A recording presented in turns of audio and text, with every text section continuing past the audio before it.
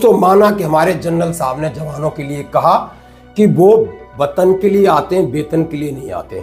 आप ये वीडियो सुन वतन और वेतन क्यों? भारतीय सेना किन मुद्दों पे बनी है, किन सिद्धांतों पे बनी? क्या वो सिद्धांत पैसे के हैं या नाम नमक निशान के? कि कारगिल में अगर एक जवान लड़ाई में आगे गया था तो क्यों गया था?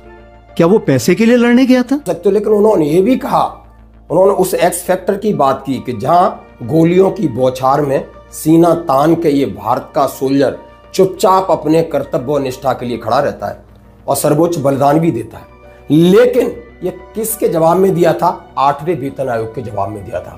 I'll take you ahead as far as the X factor is concerned. Okay. I always talk about the X factor, and I remember giving a talk to the IIT Kanpur students. Why a soldier walks into the hail of bullets? And this is what is the X factor all about.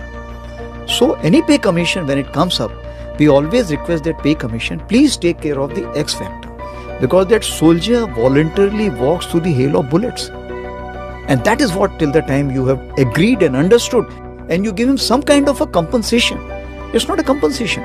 It is the national recognition of the nation towards the sacrifice of the soldier, which is ready to do from day one. मतलब भले वो ना मांगे, लेकिन उसकी 24 घंटे की duty, उन्होंने कहा है बिल्कुल बॉर्डर पर पहली फ्रंट लाइन में खड़ा हुआ व्यक्ति, आप आराम से सो रहे हो, बिजनेस कर रहे हो, कुछ भी कर रहे हो, लेकिन उसका काम है अपने देशवासियों की रक्षा करना। तो दोस्तों, इन सब को लेकर के मैं क्यों कह रहा हूं?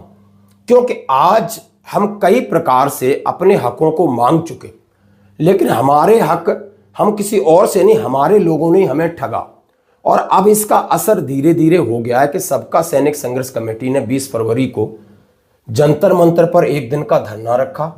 उसके बाद वो पंजाब में तैयारी करने लगे, और उसी बीच एक अच्छी न्यूज है कि 9 मार्च 2025 को वॉइस ऑफ एक्सर्विसमैन के वीर बहादुर सिंह ने अपना एक वीडियो जारी कर दिया।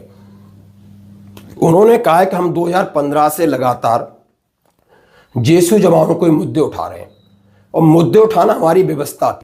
जय हिंद, मैं Veer Bahadur Singh, national coordinator voice of ex serviceman society and chairman united front of ex serviceman. साथियों, हमने 2015 में जेसीओ एनसीओ आदर्श रैंक के कल्याण और आर्थिक और सामाजिक भेदभाव जो हम फेस करते आ रहे हैं, उसको मिटाने के लिए एक आंदोलन की शुरुआत किया। 2 अगस्त 2015 को वाइस के नेतृत्व में देश के तमाम संगठनों जो इसमें सहयोगी रहे हैं के साथ मिलके जंतर मंतर पे एक बहुत बड़ा प्रदर्शन किया, जो उस समय तक का सबसे बड़ा प्रदर्शन था। उसके बाद तमाम संगठनों ने अपने अपने तरीकों से जेसीओ एनसीओआर के आवाज को बुलंद करते रहे।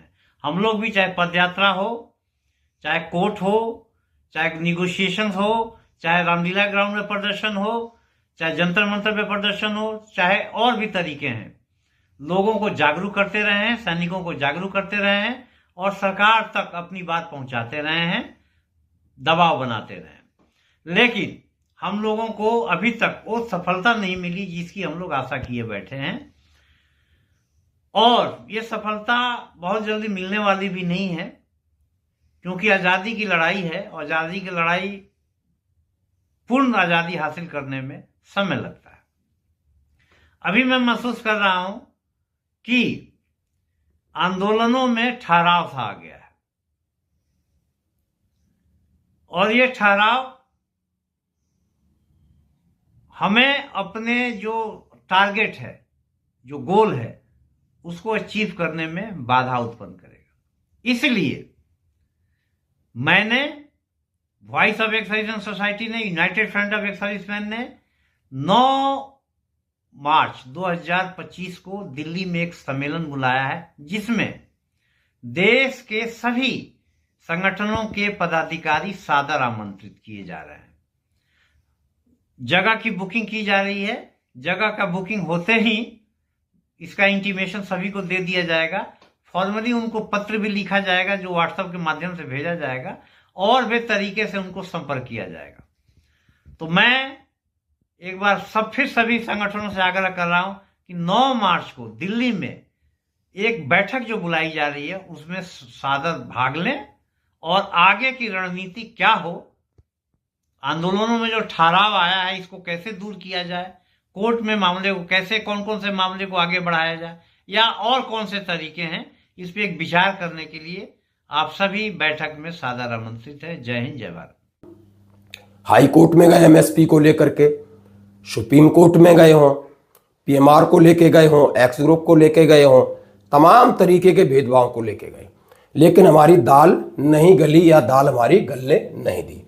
उन्होंने कहा और हमें मजबूरी में सेना के अधिकारियों से अलग हमें अपनी मांग रखनी पड़ी, क्योंकि हमारा पूर्व में ऐसा अनुभव रहा है कि इन्होंने हमारे नाम पर हमारा ही ज़्यादा शोषण किया है।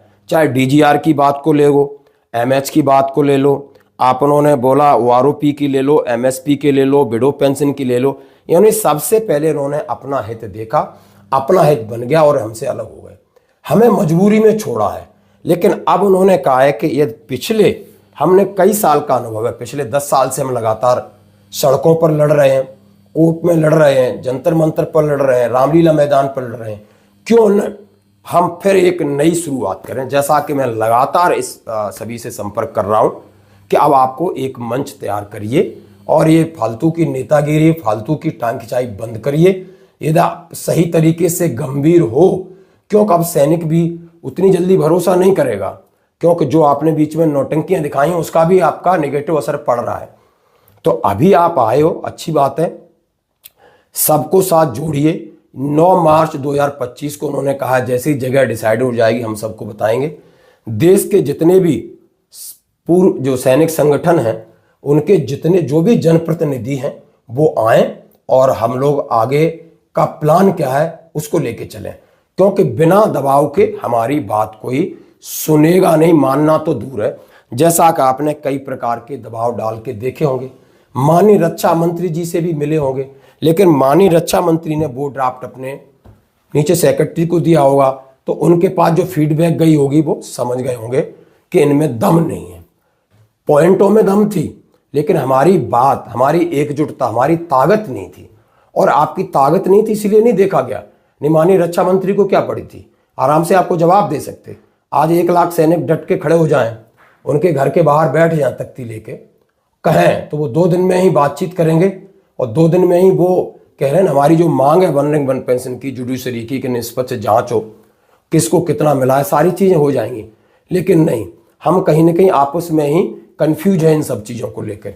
लेकिन दोस्तों, इतने सैनिक हैं, हम बिल्कुल राष्ट्रभक्ति और राष्ट्र हित के साथ हम अपनी बात कह सकते हैं, क्योंकि हमारे साथ नाइंसाफी हुई है और हमारे लोगों ने हमको छला है। तो सिर्फ बड़े मेनकार ने एक कोई सीरियस क्राइम हो जावे, मैं वही अगे थोड़ा सीरियस क्राइम की हुंदा है, मैं ग्रुपां च पाया सीगा, मैं 5-6 दिन पहला पाया सीगा।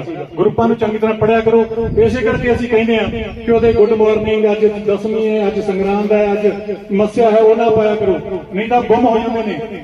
ਉਹਨਾਂ ਤੋਂ ਦੁਖੀ ਹੋ ਕੇ ਲੋਕੀ ਦੂਜੇ ਜਿਹੜੇ ਮੈਸੇਜ ਨੇ ਉਹ ਨਹੀਂ ਪੜ੍ਹਦੇ। ਉਹਦੇ 'ਚ ਮੈਂ ਪਾਇਆ ਸੀਗਾ ਕਿ ਮਿਸਕੰਡਕਟ और दूसरी गल जिहड़ा क्राइम हैगा, सीरियस क्राइम हैगा, सीरियस क्राइम दे विच आउंदा है कोई अगर तुसी सर्विस के दौरान जां वैसे भी बाहर आके भी तुसी कोई स्पेशल फाइल ओदी कोई अगे किसी नूं सप्लाई करदे हो, कोई इन्फॉर्मेशन देंदे हो, तां ओह तुहाडा क्राइम जिहड़ा सीरियस क्राइम दे विच आउंदा है। सरकारी डॉक्यूमेंट जिहड़ा है ਉਹ ਵੀ ਤੁਸੀਂ ਜਿਹੜੀ ਜਸੂਸੀ ਕਰਨੀ ਤਾਂ ਪੈਨਸ਼ਨ ਬੰਦ ਹੋ ਸਕਦੀ ਹੈ। ਨੰਬਰ 2,